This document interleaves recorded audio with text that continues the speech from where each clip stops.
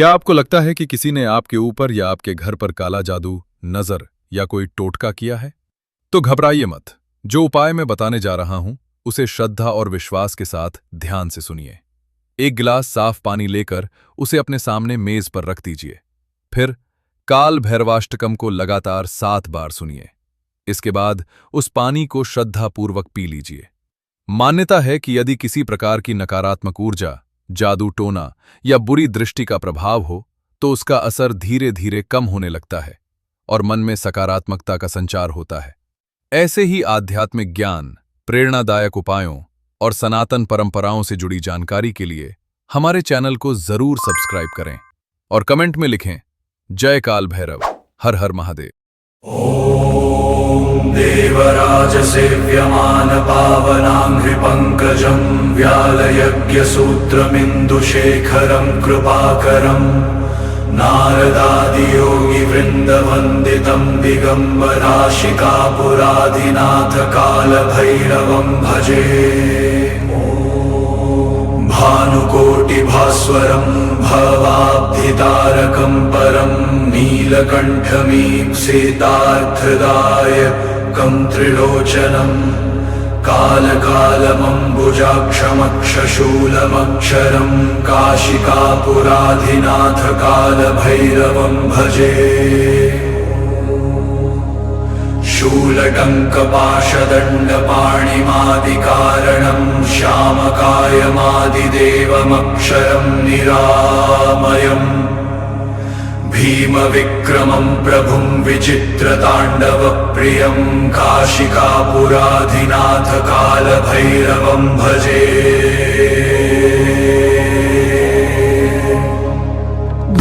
मुक्तिदायकं प्रशस्तचारुविग्रहं भक्तवत्सलं स्थितं समस्तलोकविग्रहं निक्वणन्मनोज्ञहेमकिङ्किणीलसत्कटिं काशिकापुराधिनाथ कालभैरवं भजे।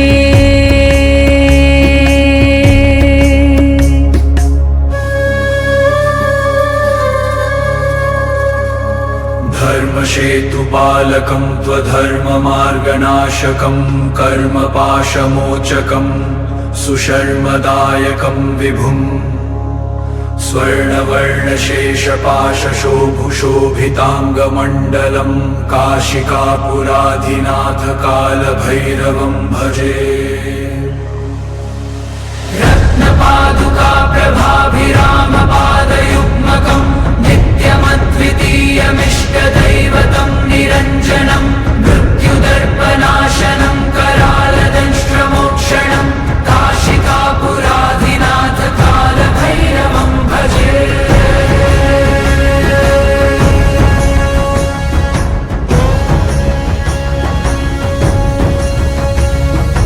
अट्टहासभिन्नपद्मजाण्डकोशसन्ततिं दृष्टिपातनष्टपापजालमुग्रशासनं काशिकापुराधिनाथ कालभैरवं भजे। भूतसन्धनायकं विशालकीर्तिदायकं काशीवासिलोकपुण्यपापशोधकं विभुं नीतिमार्गकोविदं पुरालभैरवं कालभैरवाष्टकं पठन्ति ये मनोहरं ज्ञानमुक्तिसाधनं विचित्रपुण्यवर्धनं शोकमोहलोभदैन्यकोपतापनाशनं ते प्रयान्ति कालभैरवाङ्घ्रिसन्निधिं ध्रुवं काशिकापुराधिनाथ कालभैरवं भजे। काशिकापुराधिनाथ कालभैरवं भजे।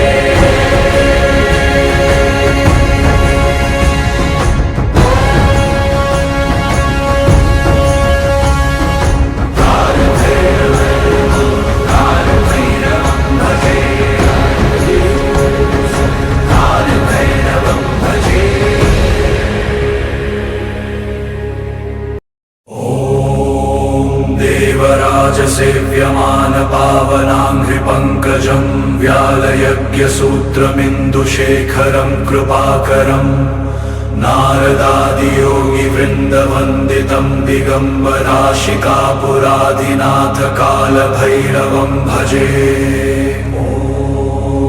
भानुकोटिभास्वरं भवाब्धितारकं परं नीलकण्ठमीप्सितार्थदायकं त्रिलोचनं कालकालमम्बुजाक्षमक्षशूलमक्षरं काशिकापुराधिनाथ कालभैरवं भजे।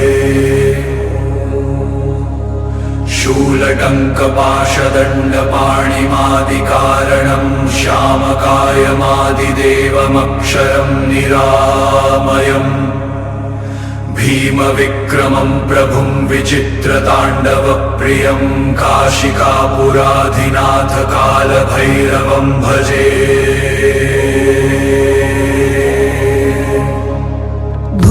मुक्तिदायकं प्रशस्तचारुविग्रहं भक्तवत्सलं स्थितं समस्तलोकविग्रहं निक्वणन्मनोज्ञहेमकिङ्किणीलसत्कटिं काशिकापुराधिनाथ कालभैरवं भजे।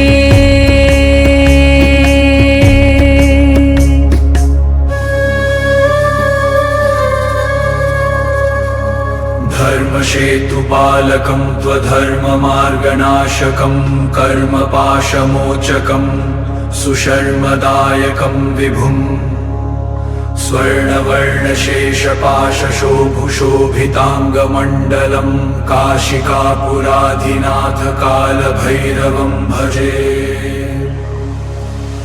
रत्नपादुका प्रभाभिरामपादयुग्मकं नित्यमद्वितीयमिष्टदैवतं निरञ्जनं मृत्युदर्पनाशनं करालदंष्ट्रमोक्षणं काशिकापुराधिनाथ कालभैरवं भजे।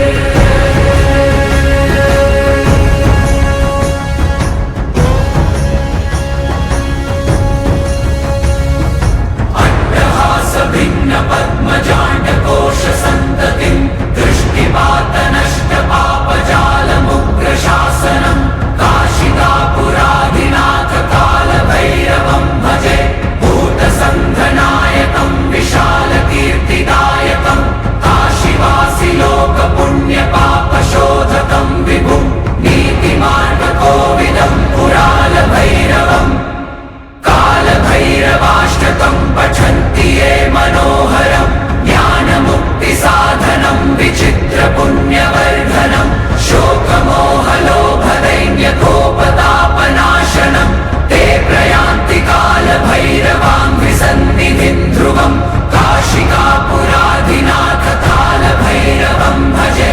काशिकापुराधिनाथ कालभैरवं भजे।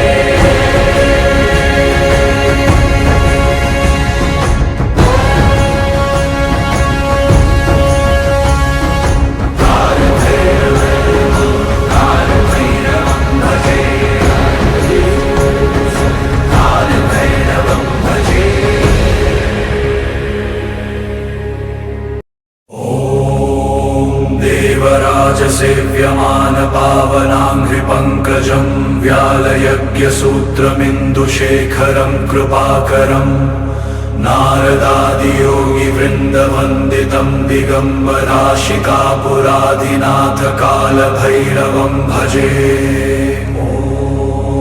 भानुकोटिभास्वरं भवाब्धितारकं परं नीलकण्ठमीप्सितार्थदायकं त्रिलोचनं कालकालमम्बुजाक्षमक्षशूलमक्षरं काशिकापुराधिनाथ कालभैरवं भजे। शूलटङ्कपाशदण्डपाणिमादिकारणं श्यामकायमादिदेवमक्षरं निरामयम् भीमविक्रमं प्रभुं विचित्रताण्डवप्रियं काशिकापुराधिनाथ कालभैरवं भजे।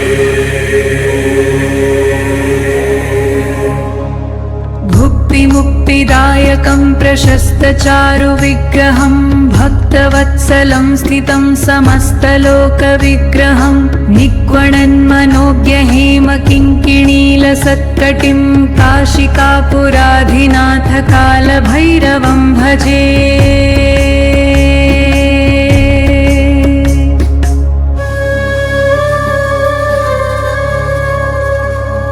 धर्मसेतुपालकं त्वधर्ममार्गनाशकं कर्मपाशमोचकं सुशर्मदायकं विभुम् स्वर्णवर्णशेषपाशशोभुशोभिताङ्गमण्डलं काशिकापुराधिनाथकालभैरवं भजे रत्नपादुका प्रभाभिरामपादयुग्मकं नित्यमद्वितीयमिष्टदैवतं निरञ्जनं मृत्युदर्पनाशनं करालदंष्ट्रमोक्षणं काशिकापुराधिनाथकालभैरवं भजे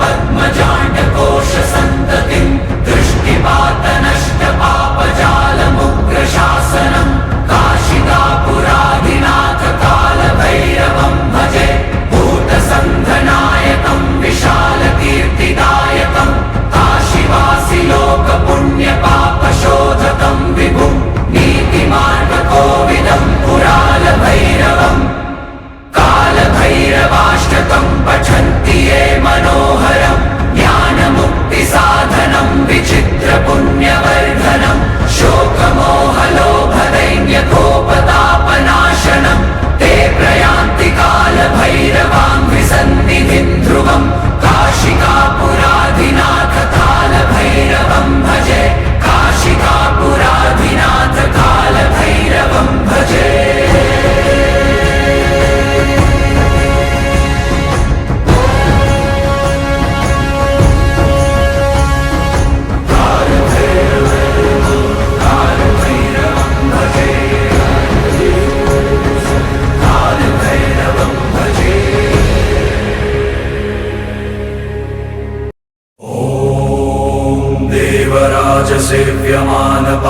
देवराजसेव्यमानपावनाङ्घ्रिपङ्कजं व्यालयज्ञसूत्रमिन्दुशेखरं कृपाकरं नारदादियोगिवृन्दवन्दितं दिगम्बराशिकापुराधिनाथकालभैरवं भजे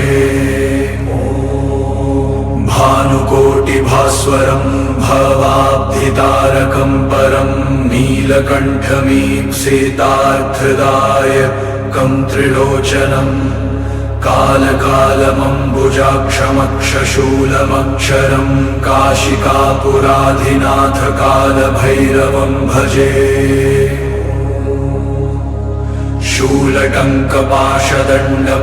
शूलटङ्कपाशदण्डपाणिमादिकारणं श्यामकायमादिदेवमक्षरं निरामयम् भीमविक्रमं प्रभुं विचित्रताण्डवप्रियं काशिकापुराधिनाथकालभैरवं भजे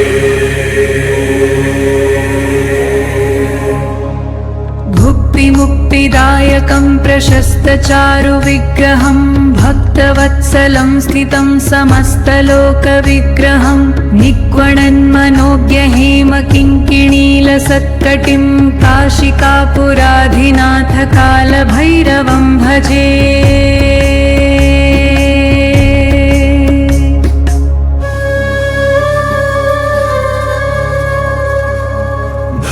धर्मसेतुपालकं त्वधर्ममार्गनाशकं कर्मपाशमोचकं सुशर्मदायकं विभुम् स्वर्णवर्णशेषपाशशोभुशोभिताङ्गमण्डलं काशिकापुराधिनाथकालभैरवं भजे रत्नपादुका प्रभाभिरामपादयुग्मकं नित्यमद्वितीयमिष्टदैवतं निरञ्जनं मृत्युदर्पनाशनं करालदंष्ट्रमोक्षणं काशिकापुराधिनाथकालभैरवं भजे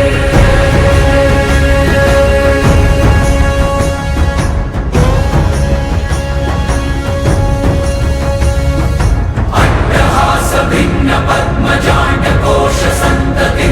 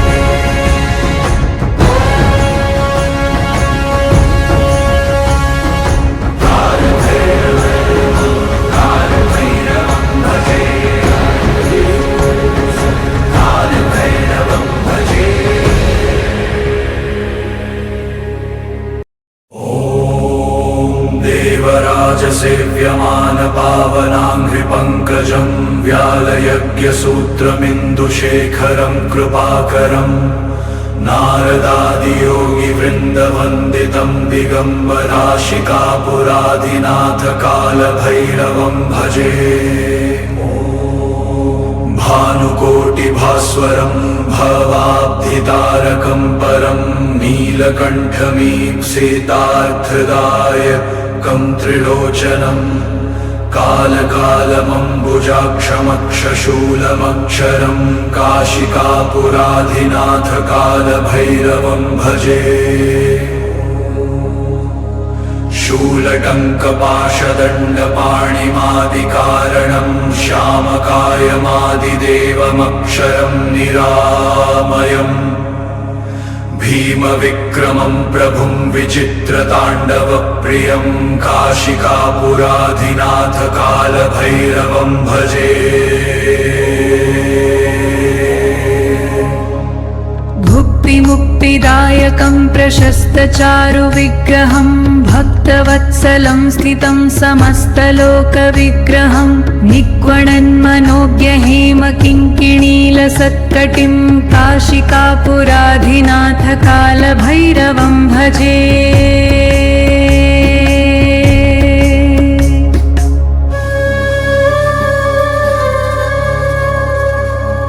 धर्मसेतुपालकं त्वधर्ममार्गनाशकं कर्मपाशमोचकं सुशर्मदायकं विभुं स्वर्णवर्णशेषपाशशोभुशोभिताङ्गमण्डलं काशिकापुराधिनाथकालभैरवं भजे।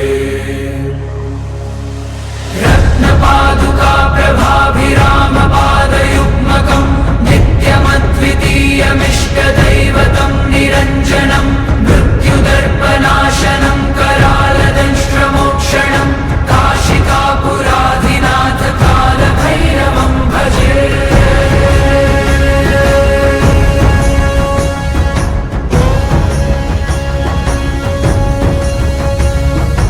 अट्टहासभिन्नपद्मजाण्डकोशसन्ततिं दृष्टिपातनष्टपापजालमुग्रशासनं काशिकापुराधिनाथकालभैरवं भजे।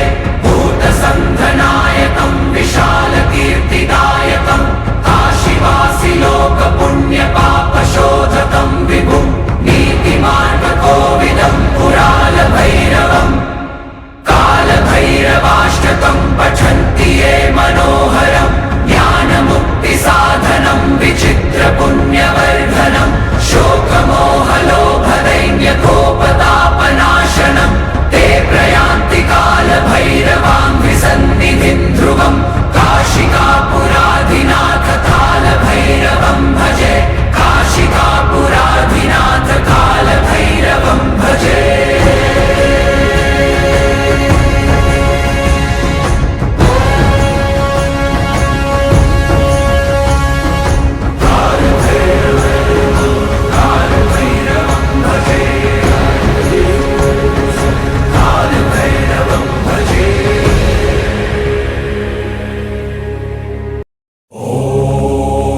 देवराजसेव्यमानपावनाङ्घ्रिपङ्कजं व्यालयज्ञसूत्रमिन्दुशेखरं कृपाकरं नारदादियोगिवृन्दवन्दितं दिगम्बराशिकापुराधिनाथकालभैरवं भजे। भानुकोटिभास्वरं भवाब्धितारकं परं नीलकण्ठमीप्सितार्थदायकं त्रिलोचनं कालकालमम्बुजाक्षमक्षशूलमक्षरं काशिकापुराधिनाथकालभैरवं भजे। शूलटङ्कपाशदण्डपाणिमादिकारणं श्यामकायमादिदेवमक्षरं निरामयम् भीमविक्रमं प्रभुं विचित्रताण्डवप्रियं काशिकापुराधिनाथकालभैरवं भजे। भुक्तिमुक्तिदायकं प्रशस्तचारुविग्रहं भक्तवत्सलं स्थितं समस्तलोकविग्रहं निक्वणन्मनोज्ञहेमकिङ्किणीलसत्कटिं काशिकापुराधिनाथकालभैरवं भजे।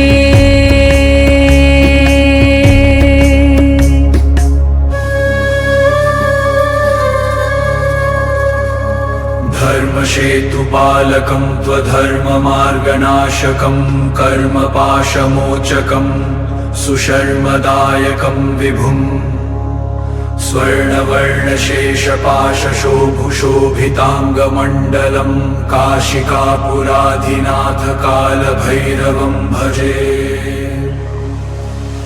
रत्नपादुका प्रभाभिरामपादयुग्मकं नित्यमद्वितीयमिष्टदैवतं निरञ्जनं मृत्युदर्पनाशनं करालदंष्ट्रमोक्षणं काशिकापुराधिनाथकालभैरवं भजे।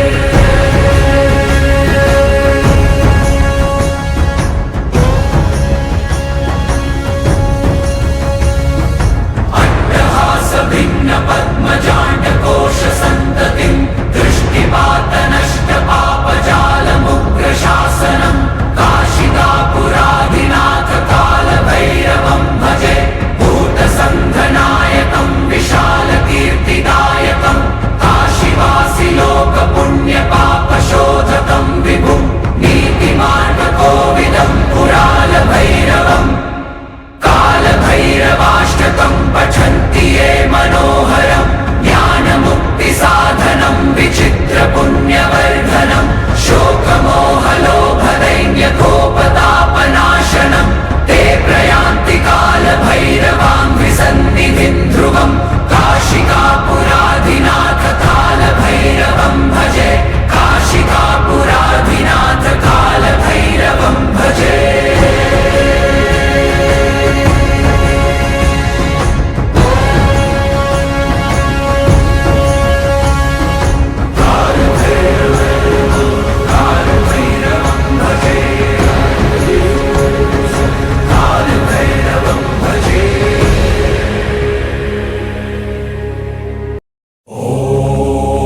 देवराजसेव्यमानपावनाङ्घ्रिपङ्कजं व्यालयज्ञसूत्रमिन्दुशेखरं कृपाकरं नारदादियोगिवृन्दवन्दितं दिगम्बराशिकापुराधिनाथकालभैरवं भजे।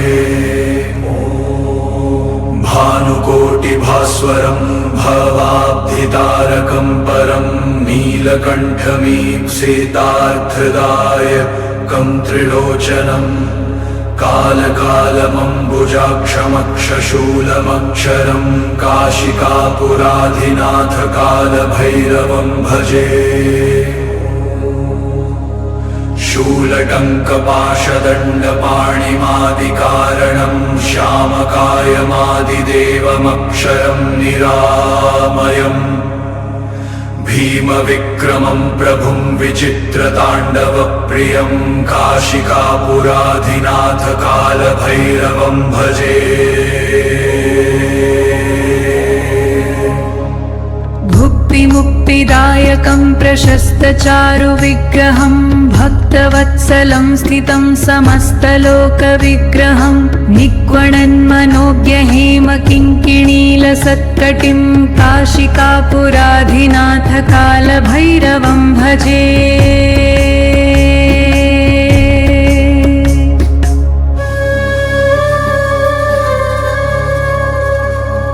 धर्मसेतुपालकं त्वधर्ममार्गनाशकं कर्मपाशमोचकं सुशर्मदायकं विभुं स्वर्णवर्णशेषपाशशोभुशोभिताङ्गमण्डलं काशिकापुराधिनाथकालभैरवं भजे।